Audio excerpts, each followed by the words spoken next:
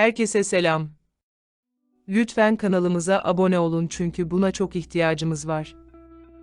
Dizinin son bölümünde yaşananları ve yeni bölümde yaşanacakları anlatacağız. Dizinin özet bölümünü seyretmek istemeyenler videoyu ileri sarabilirler. Dizinin son bölümünde Orhun hastaneden taburcu olup köşke gelmişti. Bölüm gündüz vakti köşkün bahçesinde Hira'nın kendisiyle konuşması esnasında başlıyor. Hira kendi kendine konuşarak Orhun gibi zalim bir adamın benim kalbimde hiçbir zaman yeri olmayacak dedi. Daha sonra Hira kendinden emin bir şekilde gözyaşlarını sildi ve kendince adeta yeni bir başlangıç yaptı.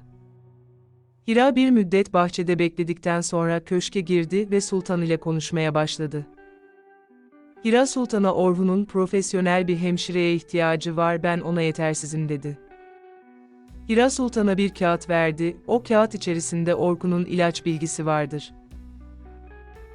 Sultan Hira'nın yanından ayrılıp Orhun'un yatak odasına gitti. Sultan, Orhan'ın odasına girdi ve ona size profesyonel bir hemşire ayarlanacak dedi. Sultan Orhun'a size bir hemşirenin bakmasını hem Afife hem de Hira istiyor dedi. Orhan Sultan'a ne bir hemşireye ne de başka bir hizmetçiye ihtiyacım yok dedi. Sultan odadan çıktıktan sonra Orhun Hira'nın neden aniden fikir değiştirdiğini anlamaya çalışıyordur. Orhan'ın kafası karışıktır çünkü Hira ona şefkatli davranıyordu ama bir anda ondan vazgeçmiş gibidir. Orhan kendi kendine konuşarak Hira neden bir anda böyle fikir değiştirmiş olabilir ki dedi. Orhan Hira'nın bir an olsun kendisine tekrardan aşık olduğunu düşündü ama bu düşüncesinin yanlış olduğuna karar verdi.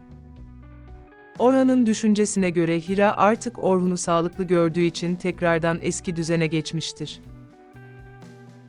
Öte yandan Afife odasındadır ve Orhun'un kaza geçirmesine sebep olan planını hatırlıyor ve hüzünleniyordur. O esnada kapı çalındı ve odaya Sultan giriş yaptı. Sultan Afife'ye Hira artık Orhun'a bakıcılık yapmak istemediğini belirtti dedi. Afife Sultan'a Hira'nın kararları umrumda değil, benim tek isteğim Orhan'ın iyileşmesi dedi. Afife Sultan'a tek korktuğun şey Orhan'ın benim planım yüzünden kaza geçirdiğini öğrenmesidir dedi.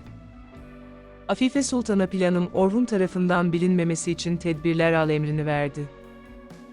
Afife korkuyordur ve bu korkusu onun tansiyonunu düşürmesine kadar etkilidir. Diğer tarafta ise Ece hastaneden taburcu olup Aziz'in evine gelmiştir. Aziz şaşkındır ve Ece'nin neden buraya geldiğini merak ediyordur. Ece Aziz'e bana bir kız kardeş şefkati gerekiyordu ve onu Suzan bana gösterecek dedi. Elif, Ece'ye ve diğerlerine bir hizmetçi gibi çalışmaya devam ediyordur. Ece'nin amacı Elif ve Aziz arasındaki ilişkiyi öğrenmektir. Ece sadece Elif'in gerçekten Akif amcaya bakmakla hükümlü olup olmadığını öğrenmek istiyordur. Dakikalar sonra Suzan, Aziz ile yalnız konuştular. Suzan Aziz'e, Ece buraya zoraki geldi, ona Elif ile aranda bir ilişkinin olmadığını ispatlaman gerekiyor dedi. Dakikalar geçiyor, Elif eve hizmetçilik yapıyor ve üstüne bir de hasta bakıcılığı yapıyordur. Ece'nin tek derdi Elif'i cümleleriyle alçaltmak ve onun hakkında bilgi öğrenmektir. Aziz Ece'ye Elif ile bir ilişkisinin olmadığını ispatlamak için Elif'e kötü davranmaya karar verdi. Gün içerisinde Ece olabildiğince Aziz'e yakın duruyor ve Elif'i kıskandıracak cümleler kullanıyordur. Aziz de istemsizce her zaman Elif'in bulunduğu ortamda olmaya çalışıyordur. Dakikalar ilerledi, Ece ve Suzan kahve içip sohbet etmeye başladılar. Ece gün içerisindeki Elif hakkındaki gözlemlerini Suzan'a anlatmaya başladı. Ece Suzan'a Elif bu evde hizmetçi değil, adeta bu evin kızı gibi dedi. O konuşmaları Aziz duydu ve Aziz Ece'den korkuyordur. Ece Elif'in yaşadığını Gürbüz'e söylerse büyük sorunlar meydana çıkacaktır. Aziz Ece'ye Elif'in bir hizmetçi olduğunu ispatlamak için Elif'i azarlamaya çalışıyordur.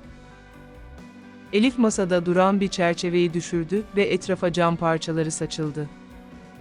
Aziz öylesine kötü bir bağırışta bulundu ki Elif'e, evdeki herkes Aziz'in sesini duydu. Aziz'in Elif'i azarlaması Ece'nin çok hoşuna gitti. Diğer tarafta ise hizmetçi Behiye ve Hira köşkün mutfağından yemek hazırlığı yapıyorlardır. Bir müddet sonra Sultan mutfağa giriş yaptı ve Behiye'ye yemekler hazırlanıyor mu dedi. Behiye Sultan'a yemeklerin büyük bir kısmı hazırlandı dedi.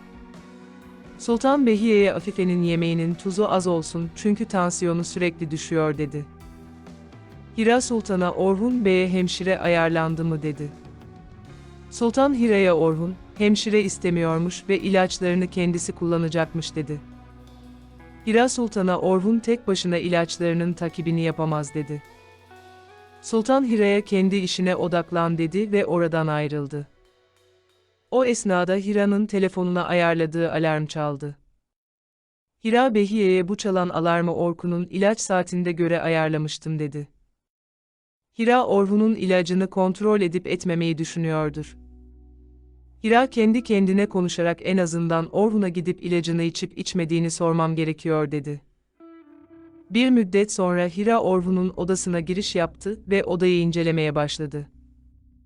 Hira Orhun'a ilaç saatiniz geçmiş ama siz henüz ilacınızı içmemişsiniz dedi. Orhun Hira'ya sadece ilaç saatinin üzerinden 5 dakika geçmiş dedi. Hira Orhun'a kullandığınız ilaç antibiyotiktir ve tam zamanında içilmesi gerekiyordur dedi. Hira Orhun'a kendi eliyle ilacını verdi ve Orhun ilacını içti. Hira Orhun'un telefonuna ilaç saatinin alarmlarını ayarladı.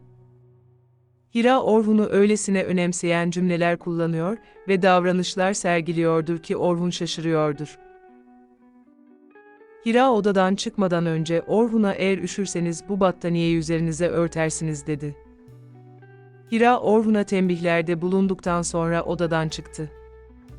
Dakikalar ilerledi, Afife Orhun'un odasına giriş yaptı. Afife Orkun'a bir hemşire istemediğine emin misin dedi.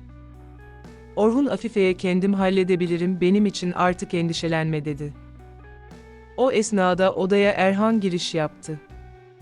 Erhan Orkun'a arabanızın incelemesi tamamlandı, araba kendi kendine bozulmuş görünüyor dedi. Erhan Orhun'a ama arabanızın başka bir kişi tarafından bozulma ihtimali vardır dedi. Afife Orhan'a neden böyle bir inceleme başlattın dedi. Orhun Afife'ye Hira ve kızının peşinde olan adamlar aracımı bozmuş olabilirler dedi. Afife Orkun'a haklısın her ihtimali düşünmen gerekiyor dedi ve birkaç dakika sonra odadan çıktı. Erhan Orhun'a silahınızı kaza yaptığınız yerde buldum dedi. Orhan Erhan'ın verdiği silahı aldı ve olay anını hatırlamaya başladı. Orhun Erhan'a hatırladım bu silahı bana 2 adamın saldırması sonucunda kullanmaya çalışmıştım dedi. Erhan Orhun'a o 2 adamı araştırmamı ister misiniz dedi. Orhun Erhan'a her şey geçti ama benim merak ettiğim benim toplantımın o saatte olacağını kim biliyordu dedi. Orhun Erhan'a bana yapılan planın çok farklı amaçlar için hazırlandığını düşünüyorum dedi. Orhun Erhan'a bana yeni bir telefon ve hat ayarla dedi. Dakikalar ilerledi Hira mutfaktadır ve yanında duran Behiye Orhun'un yemeğini hazırlamıştır. Hira Behiye'ye lütfen bu yemek tepsisini Orhun'a sen götür dedi. Behiye Hira'nın yanından ayrıldıktan sonra birkaç dakika sonra Hira'nın telefonunun alarmı çaldı. Bu alarm Orhan'ın ilaç saatidir. Hira Orkun'un ilacı alıp almadığını merak ediyor ve endişe duyuyordur. Hira bir müddet düşündükten sonra Orhun'a yemek tepsisini götürmeye karar verdi. Hira Orkun'un odasına girdi ve yemek tepsisini ona verdi. Hira Orhun'a ilaç saatiniz geldi ilacınızı için aksatmayın dedi. Hira Orhun'a yapması gereken birkaç tüyo verdi ve en sonunda bir şeye ihtiyacınız var mı diye sordu. Orhan Hira'ya benim için korktun ve endişelendin ama artık iyiyim dedi. Orhan Hira'ya kazadan önce aldığımız kararlar hala geçerlidir dedi. O kararlar ise Orhun'un mümkün olduğunca Hira ile muhatap olmaması ve evde durmamasıydı. Hira Orhun'a herkes sınırlarını bildiği sürece benim için bir sıkıntı yok dedi. Hira odadan çıktı ve mutfağa gitti ve mutfakta temizlik yapmaya başladı. Dakikalar ilerliyor Hira'nın aklında yine Orhun vardır. Doktor, Hira'ya Orhun'un gün içerisinde yürüyüş yapması gerektiğini söylemişti. Hira ise Orhan'ın yürüyüşe çıkmamasından dolayı endişelidir. Hira'nın isteği üzerine Behiye Orkun'un odasına girdi. Behiye Orhun'a sağlığınız için yürüyüşe çıkmanız gerekiyormuş dedi. Kapı arkasında Hira'nın olduğunu Orhun fark etti. Orhun Behiye'ye az önce odada birkaç dakika yürüyüş yaptım dedi. Behiye Orhan'a peki efendim dedi ve odadan çıktı. Orhan kendi kendine konuşarak Hira sadece bana karşı borçlu hissettiği için böyle davranıyordur dedi. Orhun kendi kendine konuşarak keşke Hira gerçekten beni önemseseydi dedi. Hira ise Orkun'un ufak da olsa bir yürüyüş yaptığını duyunca biraz olsun rahatladı. Akşam vakti oldu. Hira bahçede yalnız yürüyüştedir ve Orkun'un hastanedeki anını hatırlıyor ve korku yaşıyordur. Hira kendi kendine konuşarak bir türlü düşüncemden Orkun'un hastanedeki halini unutamıyorum dedi. Hira kendi kendine konuşarak Orhun benim hiçbir şeyim değil bence bu kadar onu önemsememem gerekiyor dedi. Hira Orhun'un odasının penceresinin kapalı olduğunu görünce panikledi. Hira kendi kendine konuşarak Orkun'un odasının penceresi açık kalmalı hiç kimse hiçbir şey bilmiyor dedi. Hira dayanamadı ve Orhun'un odasına giriş yaptı. Orhun ise yatağında uyuyordur.